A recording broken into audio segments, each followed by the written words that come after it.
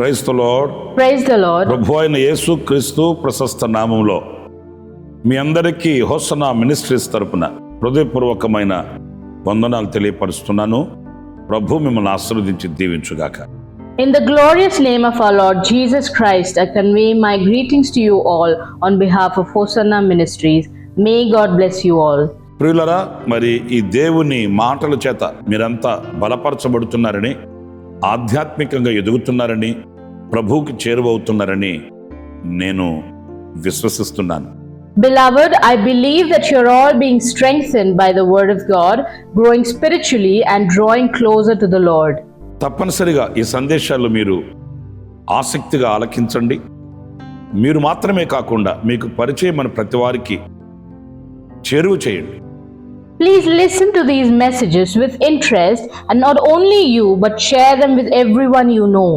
మీరు దీవించబడుతూ మీరు అనేకులకు దీవెనకరంగా ఉండాలని నేను ఆశిస్తూ ఉన్నాను. I hope that you are blessed and will become a blessing to many others.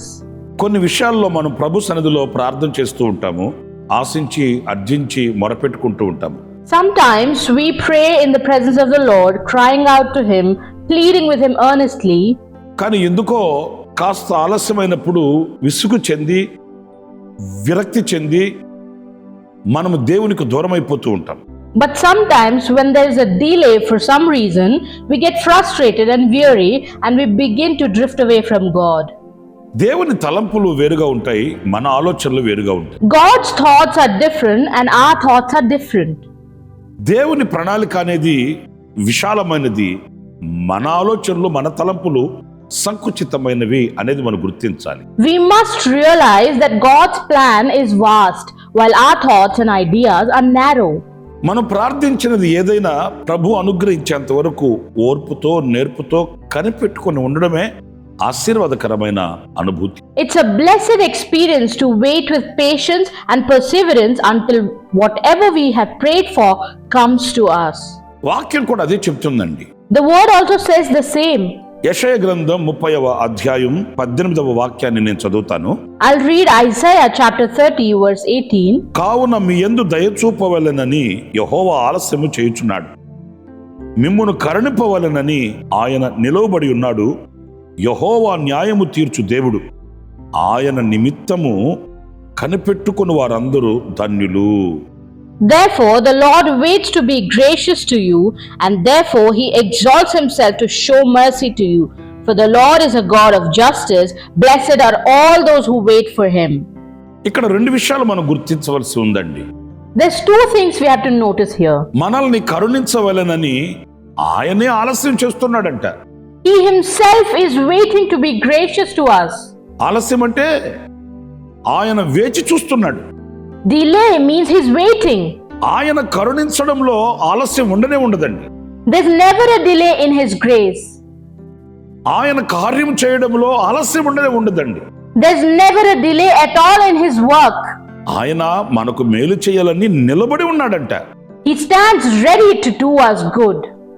ఒకవేళ ఇక్కడ మీకు ఒక ఆలోచన రావచ్చు, You might have a thought here. మరి నేను ప్రార్థిస్తున్నాను, ఆయన అనుగ్రహించడానికి సిద్ధంగా ఉంటే ఈ ఆలస్యానికి కారణం ఏంటండి అనే ఆలోచన మీకు రావచ్చు. So you might have a thought here that I am praying, and if he is ready to grant it, then what is the reason for this delay?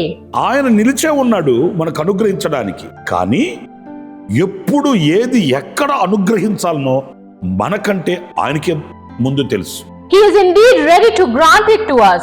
However, he knows better than we do of when, what and where to grant his blessings. దేవుడు ఒక అద్భుతం ఇప్పుడు చేస్తే, ఒక ఆశ్చర్యమైన కార్యం ఇప్పుడు చేస్తే, ఆయన ఒక గొప్ప విడుదల ఇప్పుడు ప్రసాదిస్తే నాకు ఎంత మేలో అని మనం అనుకుంటాం.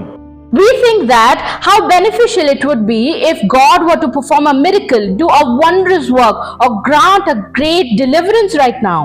ఇప్పుడు కాదు, 4 దినములు గడిచిన తర్వాత నేను ఈ కార్యం చేస్తే వీరికి ప్రయోజనకరంగా ఉంటుంది, అది వీళ్ళకి ఆశీర్వాదకరంగా ఉంటుంది అనేది ఆయనకి తెలుసు. He knows that doing this work 4 days from now rather than right now will be more beneficial and more of a blessing to them. మనది చిన్న తలంపులు, చిన్న మనసు మనది. We have small thoughts and a narrow mind. ఆయనది విశాలమైన హృదయం, గొప్ప కార్యాలు ఆయనవి. His is vast heart and his works are great. అన్నప్పుడు ఆయన మనకు అనుగ్రహించేంత వరకు మనం కనిపెట్టుకొని ఉన్నప్పుడు ఇదిగో ఈ వాక్యం చెబుతుంది, కనిపెట్టుకుని వారందరూ ధన్యులు. When we wait until he grants it to us, the word says, blessed are all those who wait for him. ప్రియులారా, మనం కనిపెట్టుకొని దేవుని దీవెనలు పొందుకొని ధన్యులం అవ్వాలే కానీ కనిపెట్టుకొని ఉండలేక మన ఆలోచన మీద ఆధారపడి దరిద్రులు కాకూడదండి. Beloved, we should become blessed by waiting and receiving God's blessings rather than becoming impoverished by failing to wait and relying instead on our own thoughts. ఈ రోజున నా ప్రియమైన సహోదరులారా, మన తొందరపాటుతనం, మన దుడుకుతనం, మన అవివేకమైన ఆలోచన ఎన్ని అనర్థాలకు పాల్పడుతున్నామో, ఎన్ని అనర్థాలకు దారి తీస్తుందో అనేది మీరు ఆలోచించి విశ్లేషించాలి. Today, my dear ones, you must reflect and analyze how much our haste, our rashness, and our foolish thoughts lead us to so many disasters. ఆయన కొరకు మనం కనిపెట్టుకొని ఉన్నప్పుడు ఎంత దీవెనకరమో మీరు ఇర్మియా గ్రంథం 14వ అధ్యాయం 22వ వాక్యం మీరు చదివితే మీకు అర్థమవుతుందండి. When you wait for him, you'll understand how much of a blessing it is if you read Jeremiah chapter 14 verse 22. నేను చదువుతాను, చూడండి ఆ వాక్యాన్ని. Listen as I read that verse. జనముల వ్యర్థ దేవతలలో వర్షము కురిపింపగల వారున్నారా? ఆకాశము వాననీయగలదా? మా దేవుడైన యెహోవా నీవే కదా దాన్ని చేయుచున్నావు. నీవే ఈ క్రియలన్నీ చేయుచున్నావు. నీ కొరకే మేము కనిపెట్టుచున్నాము. Are there any among the false gods of the nations that can bring rain, or can the heavens give showers? Are you not he, O Lord our God? We set our hopes on you, for you do all these things. ఇక్కడ చూడండి, Look here. దేవతలు అని పేరు పెట్టబడిన వారు కానివ్వండి, Whether it be those who are called angels, ఆకాశము అనబడినది కానివ్వండి, whether it be the sky, ఎవరు కూడా ఏది కూడా ఏమి మనకు అనుగ్రహించలేవండి. no one and nothing else can grant us anything. దేని మూలాన, ఎవరి మూలాన, ఏ దిక్కు నుంచి మనకు సహాయము కలగదండి. No help can come to us through anyone or anything else. ఏదైనా కలిగితే ఆయన మూలాన, ఏదైనా వస్తే ఆయన ద్వారాను మనకు అనుగ్రహింపబడాలి. If anything is to happen, it must be through him. If anything is to come, it must be from him. కీర్తనకారుడు కూడా చెప్తాడు, ఆకాశం వైపు, కొండల వైపు నేను కన్నులెత్తి నేను కుమ్మిలేదనా, నీ యొద్ద నుంచే కదా నాకు సహాయం రావాలి. కీర్తనకారుని హృదయంలో ఉన్న భావన. The psalmist also says, should I lift my eyes towards the mountains and pine away? Must not my help come from you alone? This is the sentiment in the psalmist's heart. ఈ క్రియలన్నీ చేయుచున్న నీ కొరకే మేము కనిపెట్టుకుని ఉన్నాము. సమస్తమును నీవే కదా చేసేది, కనుక సమస్తమును చేయగలిగిన నీవు కరుణించాలి, కృప చూపాలని ఈ వాక్యంలో వ్రాయబడిన సత్యాన్ని మనం గ్రహిస్తున్నాం. We understand this truth in the verse that for you do all these things.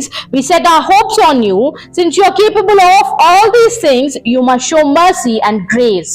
సమస్తమును చేయగలిగిన ఆ దేవుని కొరకు కనిపెట్టుకొని మేలులు పొందుదామా, లేక అనవసరమైన వ్యర్థమైన వాటి మీద మనసు పెట్టుకొని విరుద్ధులమైపోదామా? Shall we wait for the God who can do all these things and receive his goodness, or shall we set our minds on unnecessary worthless things and become worthless ourselves? ఆలోచించాలి మరి. We must think. నిర్ణయించుకోవాలి మరి. We must decide. ఒప్పుకొని విడిచిపెట్టాలి మరి. We must confess and turn away. దేవుని కనికరాన్ని పొందుకోవడానికి ప్రభువుని సమీపించాలి మరి. We must draw near to receive God's mercy. మరొక మాట కూడా నేను మీకు జ్ఞాపకం చేస్తాను. I also remind you one other thing. 37వ కీర్తన 34వ చరణాన్ని నేను చదువుతున్నానండి. Psalms chapter 37, I'm reading the verse 34. యెహోవా కొరకు కనిపెట్టుకొని యుండుము, ఆయన మార్గమును అనుసరించుము, భూమిని స్వతంత్రించుకున్నట్లు ఆయన నిన్ను హెచ్చించును. Wait for the Lord and keep his way, and he will exalt you to inherit the land. ఆయన కొరకు కనిపెట్టుకుని వారిని ఆయన హెచ్చిస్తాడట. He will exalt those who wait for him. మనుషుల హెచ్చింపు కాదండి, not the exaltation of humans, అధికారుల హెచ్చింపు కాదండి, not the exaltation of authorities, లోకపు హెచ్చింపు కాదండి. not the exaltation of the world. మనుషులు ఏముంది, ఈ రోజు హెచ్చిస్తారు, రేపటి రోజున కృంగదీస్తారు. What about humans? They exalt you today and tear you down tomorrow. ఈ రోజు అభిమానిస్తారు, రేపటి రోజున అవమానిస్తారు. Today they admire you and tomorrow they'll humiliate you. ఈ రోజు స్నేహితులైన వాళ్ళే రేపటి రోజు విరోధులు అవుతారు. Those who are friends today will become enemies tomorrow. లోక సంబంధంగా కలిగేవి ఏవి కూడా శాశ్వతమైనవి కావండి. Nothing of this world is permanent. మనుష్య మాత్రులు చేసే ఏది కూడా అది నిరంతరం శాశ్వతమైనది కాదండి. Nothing done by mere mortals is everlasting or permanent. దేవుడు ఒక వ్యక్తిని హెచ్చించినప్పుడు ఘనంగా ఉంటుంది. When God exalts a person, it is glorious. లేఖనాల్లో మనం చదువుతాం కదండి మన పితరుల జీవిత చరిత్రలు. In the scriptures we read the history of our ancestors, don't we? గొర్రెల దొడ్డిలో ఉన్న వ్యక్తిని దేవుడు సింహాసనం ఎక్కించలేదా? Did he not raise the man from a sheep pen to the throne? కట్టబడి పట్టబడి ఏడవబడి తీసుకుని వెళ్ళిన బానిసలు మరి ఆ దేశంలో గొప్పవాళ్ళు కాలేదా? Did the slaves who were bound, captured, dragged away not become great in that land? దేవుని చేత హెచ్చించబడిన వ్యక్తి, A person exalted by God, ఎవరు ఏం చేసినా, ఎవరు ఎన్ని కుట్రలు పన్ని ఎన్ని విధాలుగా అతనికి కీడు చేయాలని ప్రయత్నం చేసినా ఏమీ చేయలేని నిస్సహాయపు పరిస్థితుల్లో కుప్పకూలిపోలేదా?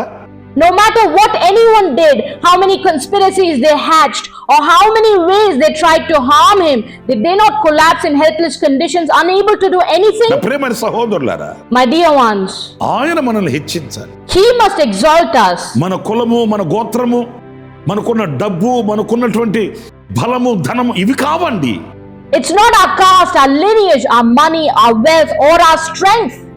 మనకున్న చదువులు పదవులు కాదండి. It's not our education or positions. మనకు ఎవరో ఉన్నారు, ఎంతో ఉన్నారు, వాళ్ళందరూ మనల్ని హెచ్చిస్తారని ఆశించకూడదండి. We shouldn't expect that because we have certain people or many resources, they'll exalt us. దేవుడు మనల్ని హెచ్చించాలి.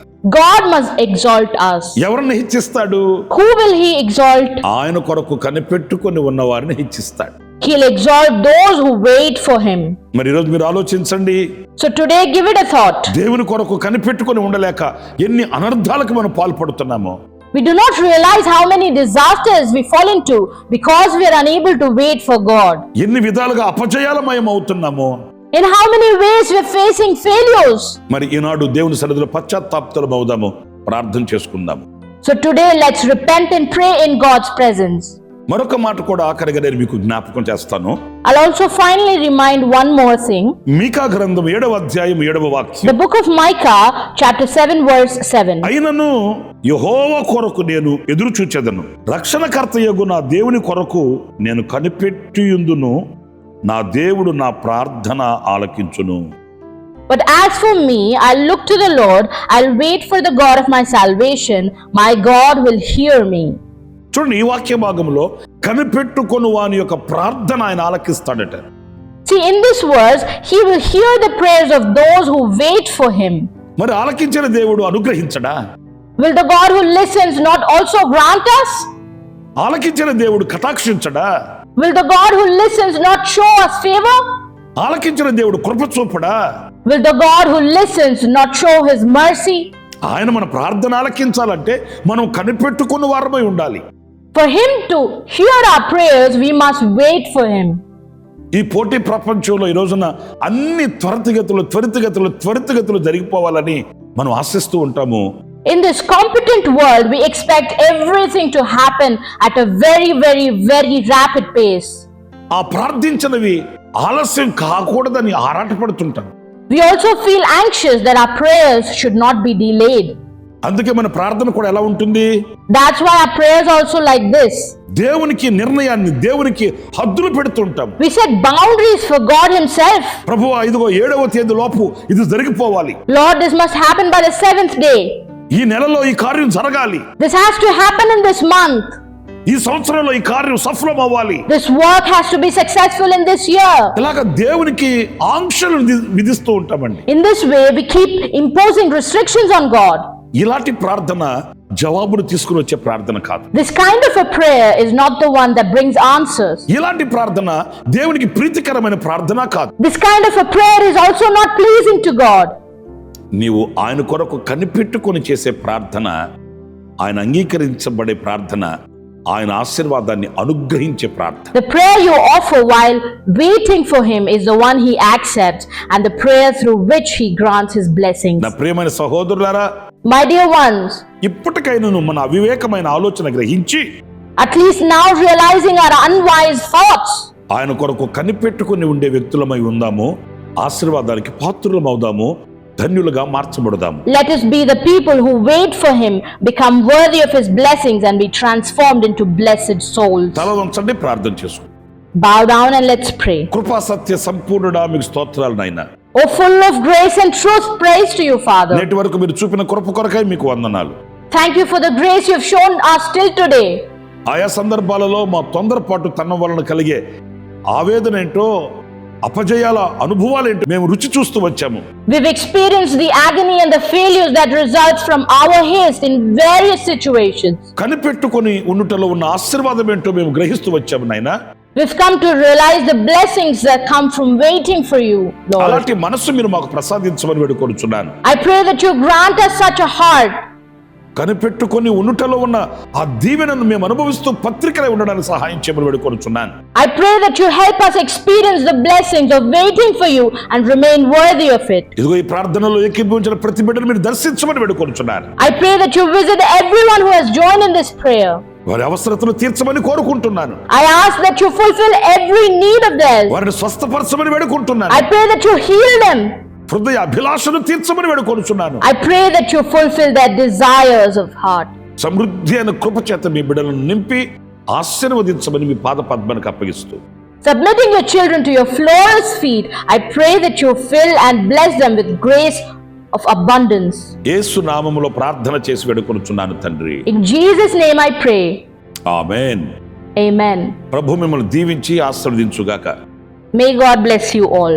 విశేషమైన కృప నా దేవుడు సమృద్ధిగా మీకు అనుగ్రహించుగాక. ఆమేన్. May my God grant you special grace in abundance. Amen. For daily Word of Grace messages and for more spiritual messages, please subscribe to our YouTube channel, Pastor Ramesh, Hosanna Ministries.